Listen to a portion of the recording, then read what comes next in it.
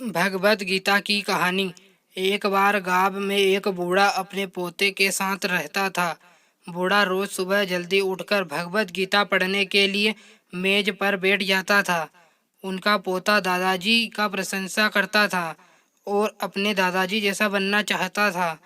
इसलिए पोता दादाजी की तरह सब कुछ करने की कोशिश करता था।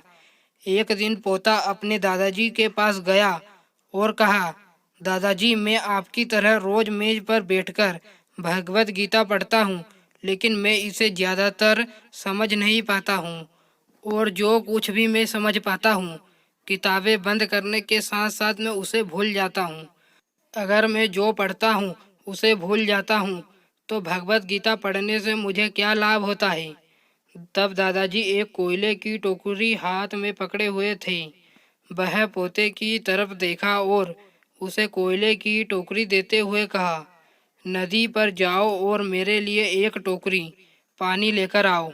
दादाजी ने जैसा कहा, लड़के ने वैसा ही किया, लेकिन जैसे ही वह घर पहुंचता टोकरी का सारा पानी निकल जाता।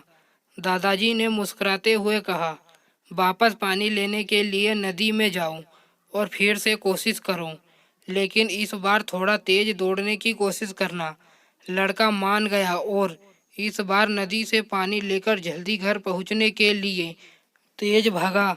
लेकिन इस बार भी घर आने के बाद दादाजी ने देखा तो टोकरी खाली थी। दादाजी ने पोते को फिर से कोशिश करने के लिए कहा, लेकिन हर बार रास्ते में टोकरी से पानी निकल जाता और टोकरी खाली हो जाती है। लड़का थक गया और अपने दादाजी को कहा, दूर नदी से टोकरी में पानी लाना असंभव है। मैं आपके लिए पानी से भरी बाल्टी ला सकता हूँ। दादाजी ने उत्तर दिया, मुझे पानी की बाल्टी नहीं चाहिए। मैं चाहता हूँ तुम उस कोयले की टोकरी में ही नदी से पानी लेकर आओ और कोशिश करो।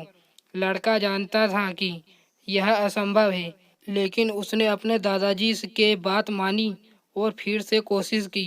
इस बार लड़का जितनी जल्दी हो सके दौड़ा, लेकिन फिर से टोकरी खाली थी।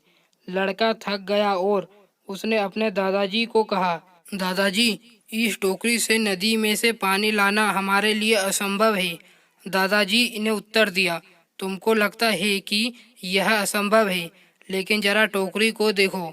लड़के ने टोकरी की ओर देखा कि टोकरी बहुत साफ सुथरी दिख रही है।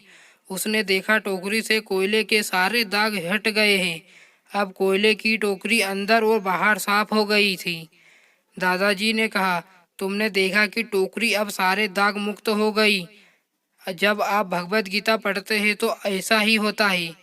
तुम जो पढ़ते हो उसे तुम समझ या याद नहीं रख सकते हैं, लेकिन यह शब्द तुमको अंदर और बाहर से बिल्कुल बदल देगा।